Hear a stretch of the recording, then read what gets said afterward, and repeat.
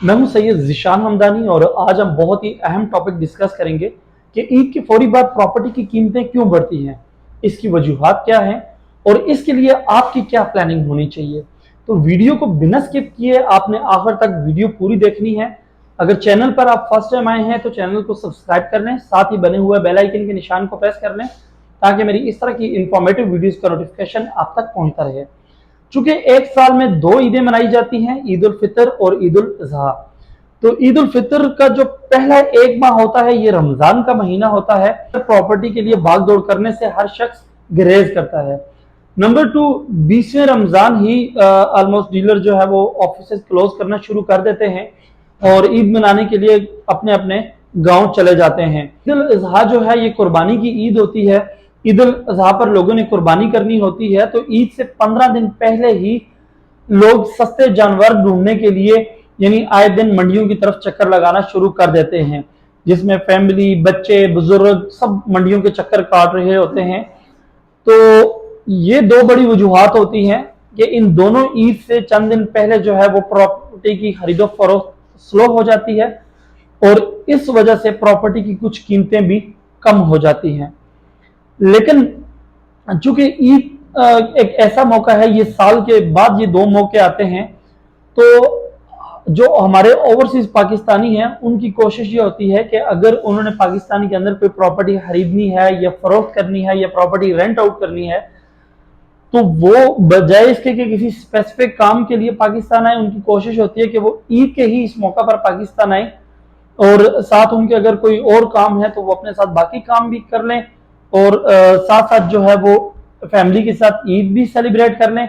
साथ ही अगर उन्हें कोई प्रॉपर्टी खरीदनी है, फरोख्त करनी है या रेंट आउट करनी है तो वो भी करके चले जाएं।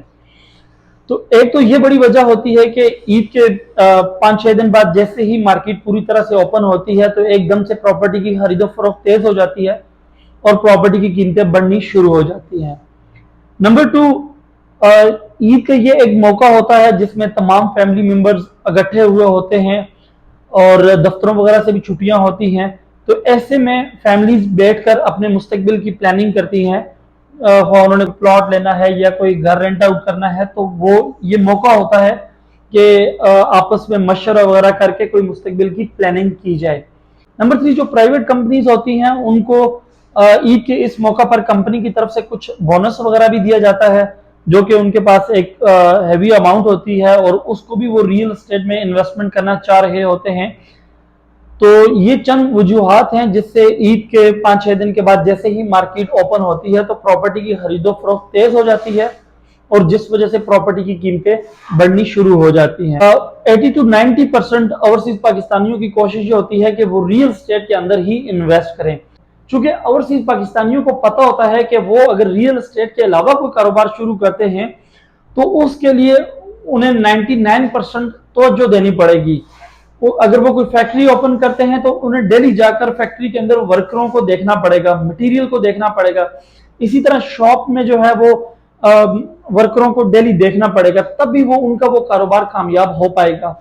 जबकि रियल एस्टेट में सिर्फ आपको कुछ मुख्तसर सा टाइम देना होता है। जब आप देख सुन के कोई प्रॉपर्टी खरीद लेते हैं तो वो प्रॉपर्टी आप खरीद के छोड़ के चले जाते हैं, जब साल 2 साल बाद 3 साल बाद आएंगे तो वो ऑटोमेटिकली जो है वो कीमत खुद ब खुद बढ़ाती रहती है और वो खुद ब खुद आपको प्रॉफिट गेन करके देती है। तो इसलिए 99% जो ओवरसीज पाकिस्तानी हैं उनकी कोशिश ये होती है कि वो अपने पैसे रियल एस्टेट में इन्वेस्ट करें। के अंदर रहने वाले जो बाकी मुलाजमीन हैं उनके पास भी टाइम नहीं होता कि वो किसी और कारोबार को टाइम दे सकें, तो इसलिए उनकी भी यही कोशिश होती है कि वो रियल एस्टेट के अंदर ही इन्वेस्ट करें। तो ये वजूहात हैं कि ईद के फौरी बाद जो है वो रियल एस्टेट की कीमतें बढ़नी शुरू हो जाती हैं। ये होनी चाहिए कि आप ईद से 3-4 दिन पहले और ईद के 4-5 दिन बाद यानी फौरी कोई प्रॉपर्टी खरीद लें।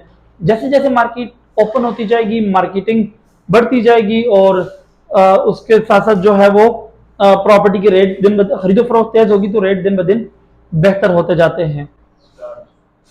तो इस वक्त चूंकि बहुत सारे ओवरसीज पाकिस्तानी जो कि पाकिस्तान के अंदर आ चुके होंगे, बहुत सारे ऐसे लोग हैं जो अभी आ रहे हैं और इनमें कई ऐसे ओवरसीज पाकिस्तानी हैं जो प्लान कर रहे होंगे कि वो ईद के फौरी बाद कोई प्रॉपर्टी खरीदेंगे या किसी प्रॉपर्टी को रेंट आउट करेंगे। तो जो लोग प्रॉपर्टी खरीदेंगे उनके लिए मैं 3 सोसाइटीज सजेस्ट करता हूं, क्योंकि इनके पास टाइम भी मुख्तसर होता है, छुट्टियां भी कुछ ही दिन की होती हैं, तो ऐसे मुख्तसर टाइम में अच्छी सोसाइटीज को सिलेक्ट करना काफी मुश्किल होता है।